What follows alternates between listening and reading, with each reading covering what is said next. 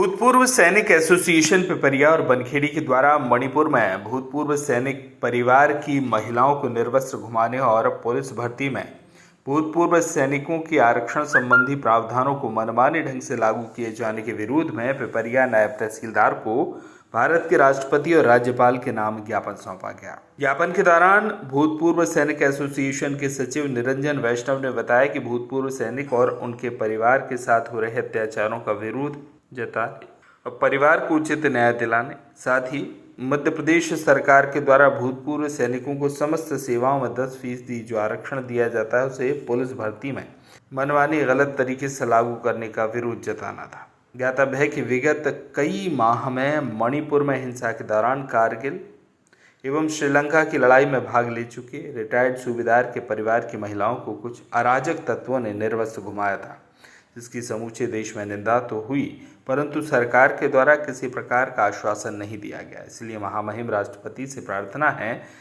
भूतपूर्व सैनिक और उनके परिवार की सुरक्षा संबंधी प्रावधान बनाएं एवं प्रशासन को आदेश दें कि भूतपूर्व सैनिकों की समस्याओं का निराकरण शीघ्र ही करें। ज्ञापन देते समय भूतपूर्व सैनिक एसोसिएशन के पिपरिया एवं बनखेड़ी के भूतपूर्व सैनिक उपस्थित रहे।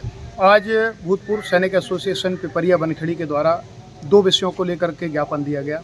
पहला विषय था मणिपुर हिंसा में भूतपूर्व सैनिक, एक ऐसा सैनिक जो अपना जीवन माँ भारती की सेवा करके आया, जिसने श्रीलंका के ऑपरेशन पवन में भाग लिया, साथ में कारगिल में उसने अपने वीरता का परिचय दिया। और वो सैनिक जब रिटायर्ड होकर आया तो अराजक भीड़ के द्वारा उसके परिवार के साथ दुर्व्यवहार किया गया। ये न सिर्फ भारत में बल्कि पूरे विश्व में ये चर्चा का विषय बना हुआ है। एक सैनिक के साथ इस प्रकार का दुर्व्यवहार होना दिखाता है कि हमारे देश की सरकारें सेना को लेकर के कितनी कम थी। और ये घटना दो माह पहले की है। अगर मीडिया में नहीं आती तो आज तक पता नहीं चलता। तो भूतपूर्व सैनिक एसोसिएशन भारत सरकार से और महामहिम राष्ट्रपति महोदया से अनुरोध करता है कि इस विषय को लेकर के संज्ञान लें, उचित न्याय दिया जाए भूतपूर्व सैनिक को एवं उसके परिवार को, और भविष्य में भूतपूर्व सैनिक के परिवारों के साथ ऐसी घटनाएं ना हो जिनको लेकर के शासन प्रशासन को आदेश दिए जाएं और ऐसे प्रावधान किए जाएं। जो दूसरा ज्ञापन है वो राज्यपाल के महामहिम राज्यपाल महोदय के लिए है। फौजी जो भूतपूर्व सैनिक है सेवा के दौरान एक कम आयु में रिटायर्ड हो जाता है, जैसा कि आप सबको पता है, और सेवा काल के बाद जब वो लौट के आता है तो एक ऐसी आयु में होता है जहां उसके साथ बहुत सारी पारिवारिक जिम्मेदारियां होती हैं। इसी बात को ध्यान में रखते हुए चाहे वो केंद्र सरकार हो या समस्त राज्य सरकारें हों, उन्होंने अपने अपने स्तर पर आरक्षण का प्रावधान किया है जो लगभग समस्त सरकारी सेवाओं में है। परंतु मध्य प्रदेश सरकार के द्वारा बहुत बड़ा खिलवाड़ किया जा रहा है भूतपूर्व सैनिकों के साथ। मध्य प्रदेश सरकार के द्वारा जो पुलिस विभाग या अन्य जो ग्रुप डी की सेवाएं हैं उनमें 10% आरक्षण दिया गया है, जो कि सारी राज्य सरकारों से कम है। उसके बाद भी उस आरक्षण को मध्य प्रदेश सरकार जो है खत्म कर रही है। व्यावहारिक परीक्षा मंडल, जिसे पहले आप व्यापम के नाम से जानते थे, जिस वर्तमान में उसको ईएसबी कर रहे हैं, तो ईएसबी ने पिछली पुलिस भर्ती में प्रावधान लेके आई थी कि हॉरिजॉन्टल आरक्षण दिया जाएगा। इसका मतलब क्या है कि जो भूतपूर्व सैनिक है उसका कंपटीशन सिविलियन बच्चे से होगा। अब आप अनुमान लगा सकते हैं, सैनिक 20 साल सेवा करके आता है और पढ़ाई से बहुत ज़्यादा दूर हो जाता है और दोबारा उसको यहाँ पर आकर पढ़ाई करना संभव नहीं हो पाता। फौजी को जो आरक्षण है फौजियों के कोटे से ही दिया जाए, ना कि हॉरिजॉन्टल आरक्षण दिया जाए। तो पिछली तो जो भर्ती थी वो फौजियों की भर्ती इन्होंने खत्म कर दी। इट मीन्स खा गए या बेच गए, जैसा आपको पता है। वर्तमान में फिर से 7,500 वैकेंसी आई है और इस 10% के हिसाब से 750 वैकेंसी भूतपूर्व सैनिकों की बनती है। मगर वही नियम फिर ईएसबी लेकर के आई है, तो उसके भी विरोध में हम आदरणीय राज्यपाल महोदय से आग्रह करते हैं, अनुरोध करते हैं कि इस विषय को सरकार को आदेश दें कि भूतपूर्व सैनिकों के साथ ये न्याय हो, अन्याय ना हो। क्योंकि भूतपूर्व सैनिक जो हैं आज भूतपूर्व हो गए, कभी सैनिक रहे हैं।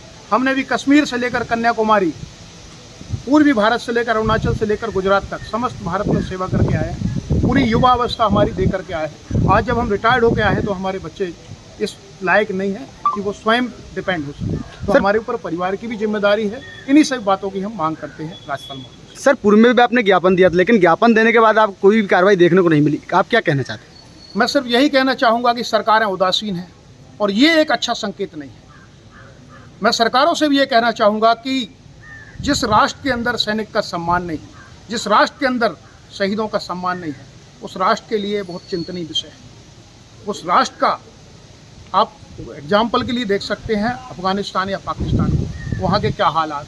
तो जो सैनिकों का सम्मान होना बहुत ज़रूरी है। ये सैनिक का सम्मान नहीं है, पूरे भारत का सम्मान है, क्योंकि एक सैनिक जब सेवा करता है तभी पूरा देश चैन से सो पाता है। आज जितनी भी व्यवस्थाएं देश के अंदर, शासन प्रशासन सत्ता विपक्ष पक्ष सब जिंदे हैं तो सिर्फ सेना की वजह से। तो सैनिकों के साथ न्याय किया जाए। अगर आपकी मांगे पूरी नहीं होती तो आप क्या करेंगे? हमारी अगर मांग पूरी नहीं होती तो हम कलेक्टर महोदय के पास जिला लेवल पर काम करेंगे, जो ज्ञापन है वो देंगे। उसके बाद राज्य सैनिक बोर्ड से भी हमारी बातचीत चल रही है, और अगर फिर भी नहीं होती तो एक राष्ट्रव्यापी आंदोलन होगा। इसका हमने पहले से प्लान कर रखा है। तो हम एक सीनियरिटी से चल रहे हैं। आज तहसील में है, माननीय एसडीएम महोदय के साथ, एसडीएम महोदय के माध्यम से राज्यपाल और राष्ट्रपति महोदय के पास के लिए ज्ञापन दिया है। अगर नहीं होता तो फिर हम जिला, राज्य और केंद्र लेवल में करें। पिपरिया से पंकज पाल की रिपोर्ट।